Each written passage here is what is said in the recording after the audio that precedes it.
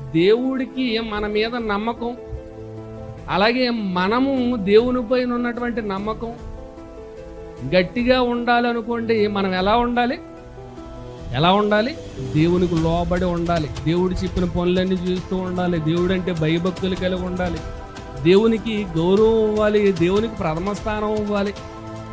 చూడండి, మోషే గురించి దేవుడు ఏమన్నాడు? మోషే నా ఇల్లు అంతటిలో నమ్మకమైన వాడు. ఎందుకంటే అలాంటి కష్ట నష్టాల్లో కూడా నిలవబడగలిగి, ఎన్ని శ్రమలు వచ్చినా శోధనలు వచ్చినా దేవుణ్ణి విడిచిపెట్టలేదు మోషే ఎప్పుడు. అది నమ్మకం అంటే. అలాగే మన మీద కూడా దేవునికి ఆ రకమైన నమ్మకం.